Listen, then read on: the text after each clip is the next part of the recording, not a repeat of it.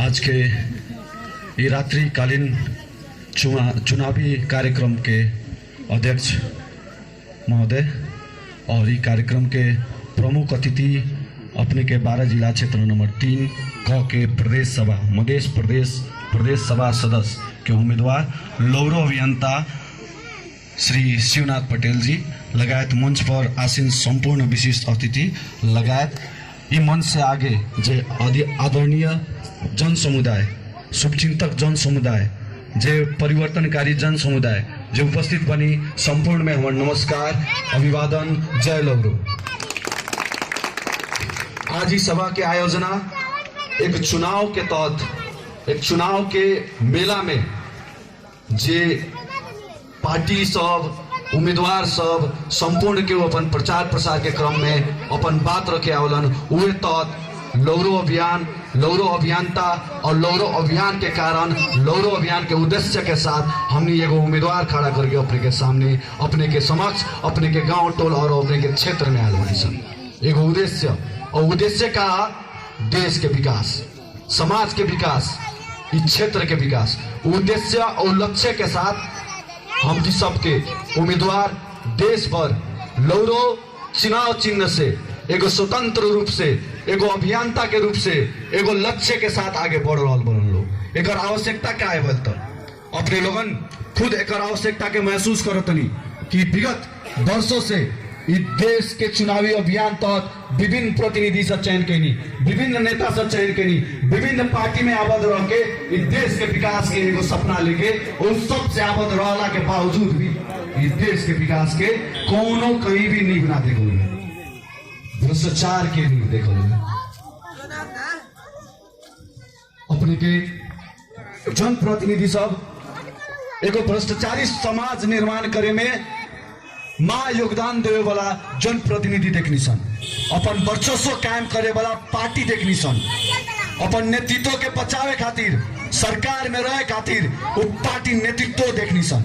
इस विपक्ष में एक विरुद्ध में हम बतावे के चाहे अपने लोगन के कि ओकर विरुद्ध में लौरो अभियान स्थानीय तौर के से शुरू भैल और ये अभियान ये अपने के प्रदेश और प्रतिनिधि सभा तक पहुंचल बा और ये अभियान सफल होके के रास्ता में आगे बढ़ चुकल बा और एकरा के सफल बनाए के दायित्व संपूर्ण युवा, संपूर्ण बुद्धिजीवी, संपूर्ण किसान और संपूर्ण नेपाल के जनता के ये अभियान देश के विकास करे के अभियान हम पहले कहनी ये अभियान कोनो पार्टी के नेता के मंत्री बनावे के ना, ये कोनो पार्टी के नेता के सांसद बनावे के ना, ये अभियान स्वच्छ राजनीति के विकास करे के लेल ये जनमन लौरो अभियंता के अभियान है जेकर सामूहिक संगठन एक युवा सके जे देश भक्त युवा सब, ये देश में पीड़ित युवा सके समूह, ये देश प्रति माया, ये देश प्रति भक्ति, ये जनता प्रति उत्तरदायित्व रखे वाला युवा सके समूह जे देश विदेश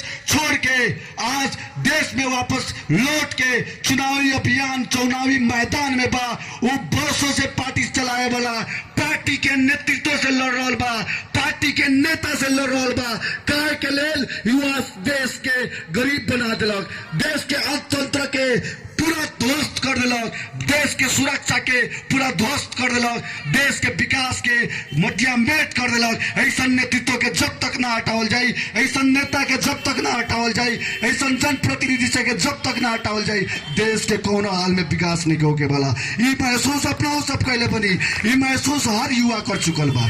आदरणीय जन समुदाय, चुनाव में प्रतिबद्धता बाजार के टोकरी में बेचा वाला तरकारी जैसा हो गल बा। हर चुनाव में एक प्रतिबद्धता, हर एक बेर एक प्रतिबद्धता लेके चुनाव में आए वाला जन प्रतिनिधि हर बार अपने लोगन के झुकिया देवेला, हर बार अपने लोगन के भ्रमित कर देवेला। कभी नातावाद, कभी जातवाद, कभी धर्मवाद, लेकिन देशवाद पर आज तक कोनो नेता खड़ा नहीं के बल देश के विकास करे के बाद कह के ही सोच के साथ आगे नहीं के बढ़ल। आदरणीय जन समुदाय, अब इस परिस्थिति में देश आगल बा कि एकरा के बदले के पड़ी कि ऐसे और खराब अवस्था में देश पहुंचे के स्थिति में बा। हमारे साथी भाई जे व्यापार करत होयन, जे जानकारी रखले होयन, उनका पता हुई कि आज बैंक लोन तहाज देवे के अवस्था में नहीं है। आज बैंक अपने लोन मांगे जाए सीधे हाथ उठा देता कि भाई हम पैसा नहीं दे सकत। ये अवस्था के कर, ये अवस्था अपने बनैनी या हम बनैनी। ये अवस्था देश के सरकार चलाए वाला, उन नीति बनाए वाला, उन नीति विकास करे वाला, उन नेता के काम हो, उन नेतृत्व के काम हो, सरकार चलाए वाला नेता सबके काम हो। ये कहते हुए हम एक और जानकारी दे के चाहे, ये संपूर्ण पार्टी सरकार चलाए वाला पार्टी है। एगो पार्टी देख ली जन सरकार में ना हुई, हर सरकार में कोनो न कोनो पार्टी गठबंधन होको, तालमेल होको, एक दूसरे के सहभागी करा के सरकार में पहुंचे के जे गंदा राजनीति खेल खेल के देश के बर्बाद के लिए एक विरुद्ध में युवा सब के अभियान, लौरो अभियान अपने लोगों के बदले के पड़ी। अगर देश में शिक्षा के गुणस्तर अपने देख ली, अपने के गांव के शिक्षालय देख ली, अपने के गांव के विद्यालय देख ली, हमारे अभिभावक लोग हमारे चाचा काका लोग हमारे भैया लोग 10 बरिस पहले जौन स्कूल, 20 बरस पहले जौन स्कूल जौन अवस्था में रहे ओसे जर्जर अवस्था में आज हुई। ओकर दे नहीं है के जनप्रतिनिधि, ओकर दे नहीं है के सरकार, ओकर दे नहीं है के मंत्री जे देश के लूट के अपन घर चलावता, अपन परिवार चलावता, अपन खर्चा चलावता, अपन गाड़ी के तेल से चलावता। लेकिन जनता के रोजी रोटी के कोनो के मतलब नहीं के, जनता के बाल बच्चा के बेरोजगार के मतलब नहीं के। ओकर बाल बच्चा जे ओकरा के मतदान दे के, जनता के बाल बच्चा जे ओकरा के मतदान दे के उठाऊ पर पुगेले बा, ऊ बाल बच्चा आज खाड़ी में जाके उतना दोतना गरम तापक्रम में मर रहल बा, दुख झेल रहल बा, तड़प रहल बा अपन घर परिवार से दूर होके। लेकिन इन नेता सके एक तनी की रति के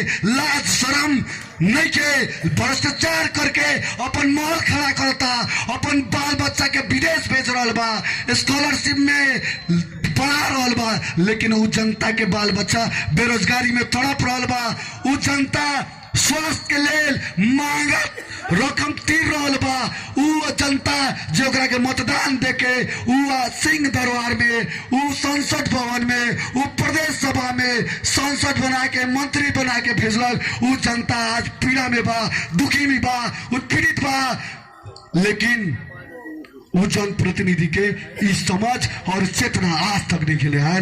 लेकिन आज वे जनप्रतिनिधि सब अपने के समक्ष आई, वे प्रतिबद्धता पत्र सुखी नेपाली समृद्ध देश, लेकिन आज तक ओकरी से ना सुखी नेपाली भैल, ना इस देश समृद्ध भैल। ओइसन के मतदान का है ओकर विरुद्ध में लौरो अभियान। अपने लोगन जागे के पड़ी, अपने लोगन के उठे के पड़ी।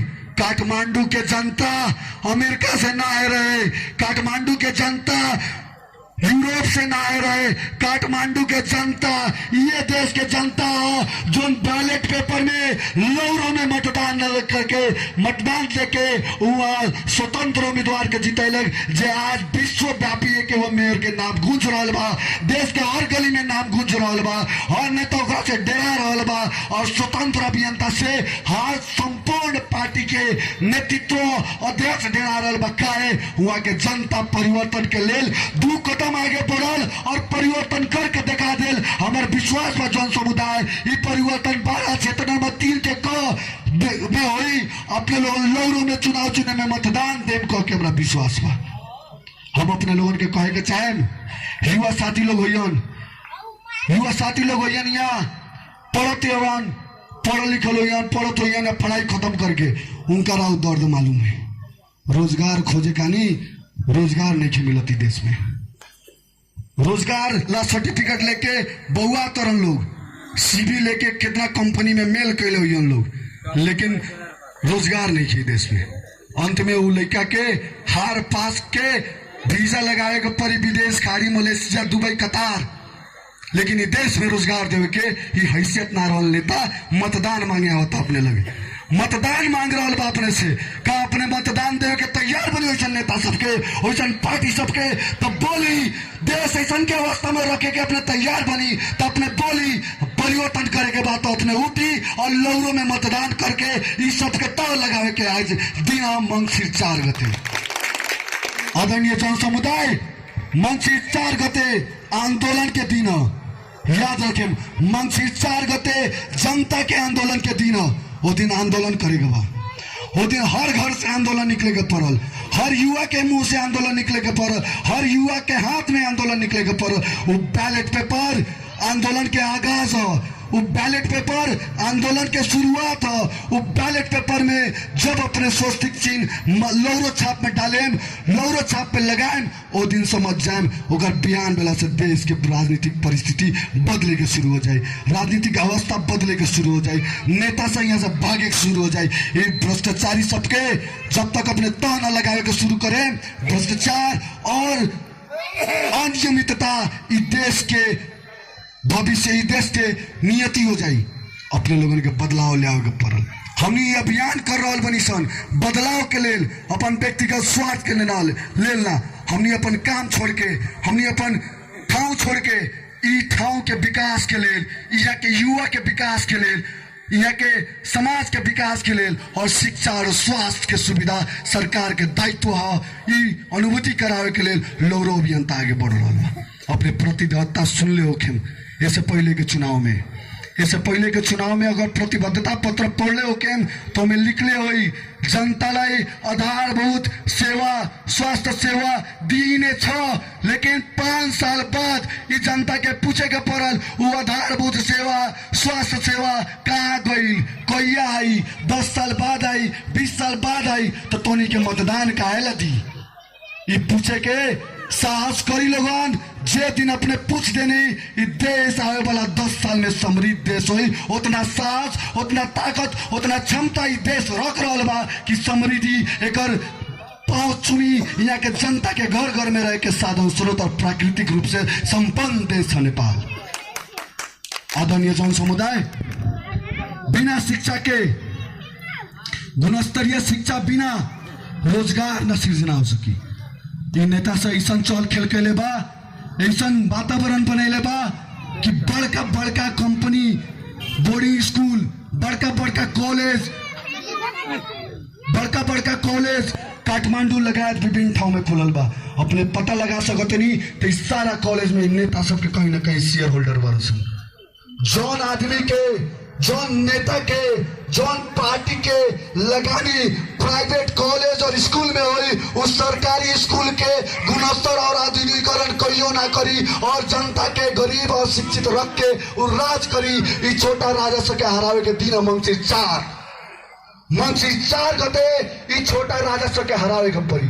राजतंत्र बिगड़ल लोग बड़का आंदोलन कहीं लोगन, बड़का आंदोलन भाई राजतंत्र हटावल गई, लेकिन एको गो पार्टी में बता दी कि लोकतंत्र बा, कोनो पार्टी ऐसा तो नाम धरी हम ओकरा के बहस करेला तैयार बनी। एको गो पार्टी लोकतंत्र पार्टी नहीं के, भले नाम लोकतंत्र रख देला से, बात लोकतांत्रिक कर देला से, भाषण लोकतांत्रिक कर देला से पार्टी लोकतांत्रिक ना हुई। काहे कि वर्षों से अपने देखत तनी एक गो आदमी अध्यक्ष, एक गो आदमी अध्यक्षता, एक गो आदमी मंत्री, एक गो आदमी प्रधानमंत्री, वो देश के पार्टी के लोकतंत्र पार्टी हो सकता।